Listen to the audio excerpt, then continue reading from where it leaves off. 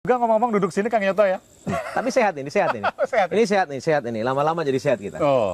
Tapi yang bikin panas juga Kang Yoto mau ke Jakarta. Tadi sebutkan kalau laku. Nah, Emang laku. bener jualan sekarang? Loh, politisi itu tugasnya jualan. Gak malu nanti kalau seandainya nggak ada yang minang? Loh, sekarang ditanya balik dong. Kalau nggak ada yang mau jualan, gimana? Jadi semua politisi itu punya tanggung jawab sosial. Kalau dia dipanggil, dia harus jualan sampai dia nggak laku. Jadi saya kalau ditanya, ya saya di DKI sampai saya tidak laku. Tentu saya punya keterbatasan ya. Pertama waktu saya masih harus konsentrasi jadi bupati. Yang kedua, tentu saya belum dikenal di DKI. Ya. Kemudian sampai kapan saya akan berhenti jualan? Sampai nggak laku. Nggak lakunya tuh kapan? Rakyat nggak mau, partai nggak ada yang nawar. Ya udah selesai toh tanggung jawab sosial saya. Jadi sekarang masih jualan? Sekarang masih jualan. Apa yang dijual? Saya terus terang belajar ya, hampir 3 bulan ini saya mencoba mempelajari DKI. Yang saya jual kira-kira, yang sudah baik ayo kita teruskan, yang kurang ayo kita sempurnakan, yang bisa dipercepat ayo dipercepat. Mari kita elaborasi, apa yang sudah baik dan apa yang perlu ditingkatkan? Yang sudah baik contohnya adalah... Ini kita bicara Pak Ahok nih ya?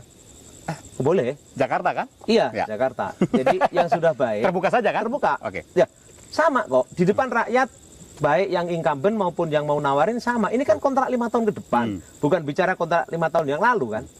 Itu kan hak rakyat untuk kemudian menawarkan kontrak barunya 5 tahun ke depan. Kembalikan demokrasi kepada asasinya, yaitu milik rakyat. Jadi kelebihan Pak Ahok apa, kekurangan Pak Ahok apa yang akan ditutup oleh seorang Suyoto? Apa yang menjadi rakyat sudah puas harus diteruskan. Misalnya pelayanan di kelurahan, pelayanan di kecamatan, pendidikan, kesehatan, pertamanan, bagus. Kemudian infrastruktur, transportasi, mulai flyover, kemudian juga subway, kemudian MRT. Juga MRT, ya. Kemudian apa yang disebut underpass, flyover. Kalau itu bisa dipercepat, percepat. Itu. Lalu apa yang dirasa masih, misalnya pengelolaan sampah, oke, percepat. Pengelolaan banjir, itu dipercepat, diefektifkan. Nah, kemudian apa yang harus ditutupi dan dikurangi menurut saya? Tadinya saya berpikir bahwa isu soal kesenjangan ekonomi DKI, kesenjangan sosial yang berbasis pada ekonomi, itu tidak ada potensi konflik. Namun, setelah saya mendapatkan kesempatan mendengarkan bagaimana orang-orang di luar Batang dan kemudian bagaimana di pesisir itu, saya menjadi semakin merasakan bahwa potensi konflik itu nyata adanya. Tingkat kesenjangan Jakarta semakin tinggi? Yang kita baca di dalam hasil statistiknya mengatakan kan lebih dari 0,4. Artinya yang kaya dan yang miskin gini, ya. Semakin jauh jaraknya. Dan kemudian semua survei juga mengatakan betapa ada 40% kira-kira rakyat DKI yang harus terengah-engah mengejar kebutuhan ekonomi dia.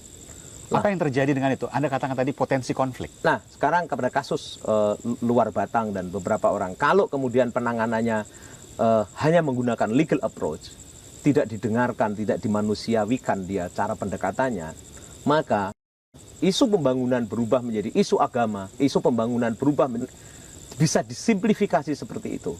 Dan kenapa bisa terjadi? Menurut saya, karena cara komunikasi.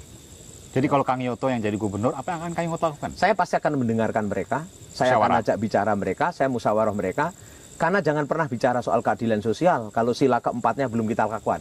Sila keempat itu adalah kerakyatan yang dipimpin oleh hikmat kebijaksanaan. Dan karena itu kita mesti bermusyawarah. Tapi kalau di Jakarta banyak orang yang percaya kalau kebanyakan rapat, kebanyakan musyawarah nggak selesai-selesai. Karena masalah Jakarta luar biasa banyak. Ya. Jadi Kang Yoto kayaknya kurang cocok kalau di Jakarta. Karena kalau Kang Yoto di Jakarta kebanyakan rapat nanti. Saya kira ada hal-hal yang tadi saya sebut sudah kita bisa efektifkan menggunakan pendekatan birokrasi. Pemimpin itu kan punya senjata banyak. Ada senjatanya itu pentungan, ada senjatanya itu adalah dia bagaimana gelar karpet gitu kan, tapi juga bisa merangkul, memberi angin. Jangan tiap hari kita bawa pentungan kan sebenarnya. Nggak boleh tiap hari bawa pentungan. Loh, memang rakyat kita itu musuh kita apa? Kan ujung-ujungnya yang disebut membangun itu bukan membangun infrastruktur, tapi human, manusia yang kita bangun. Tapi tongkat tetap dipegang oleh Kang Yoto. Oh, pada saatnya. Karena apa? Tindakan tegas itu adalah level kelima. Level pertama sebenarnya adalah mempertemukan niat baik. Karena itulah hakiki daripada musyawarah. Apa yang terjadi jika permasalahan diselesaikan tanpa musyawarah? Yang terjadi kemudian ada